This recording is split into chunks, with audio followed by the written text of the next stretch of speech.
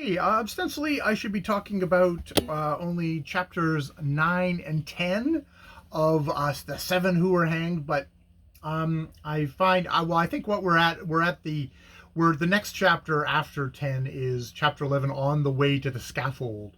So we have we have just taken a tour through the minds of the condemned. The one fellow being just a murderer, kind of an average day garden day murderer who's just kind of been swept up in this.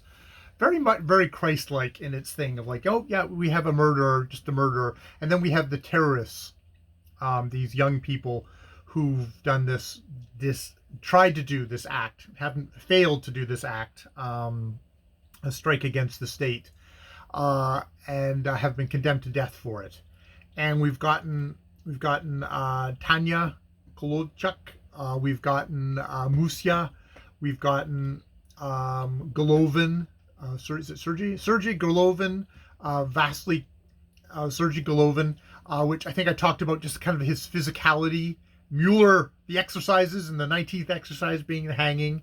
And then in 19, Dreadful Solitude, and in chapter 10, The Walls Are Falling, we get Vasily Kashirin and Werner. And it's like, I really am struck by how each one of these chapters is like a one-act play, a monologue that has been written by Andreev for these characters, and how distinct of characters and how distinct their reactions are, distinct their history is in each chapter. How it feels to talk to read these chapters out. The manic madness of Vasily Kashirin, the calm coolness, for the most part, of Werner. The Werner's has his own transformation through this chapter. Vasily, in some ways, is kind of like he's kind of crazed with terror all the way through.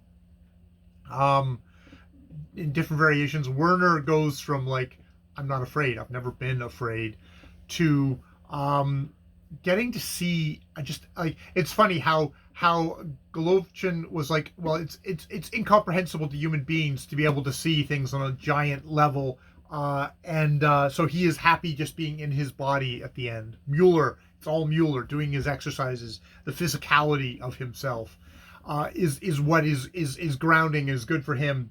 But Werner gets to a point where he is like everything. It's like you go from like, you're on the ground of a city and it's filthy and it's disgusting, but as you go higher and higher and higher, everything gets transformed into kind of beauty. And he finds it's not like a god looking down at ants anymore. It's a compassion. He actually strangely comes to a point where it's like, before he was just like, I don't care. I have no, there's a bit of kind of a just detachedness. And indeed, he's been suffering from this kind of detachment, this boredom, this weariness with life, not wanting to really even see a human face. And then here at the end, he has his epiphany, his transformation, and he has this kind of compassion and this warmth, and he weeps. He weeps tears that are of sadness, but of also laughter, for his comrades, for his poor comrades at the end. Yeah, and just like how the words of Werner's chapter are so much different than Golovkin, and Kashirin, like how different their chapters are. Those are the ones that are most in my head. Like I was racing through some of the other chapters, and this one is like, no, it's written in a way you have to speak it out in a more measured, considered tone for the most part, which is just wonderful.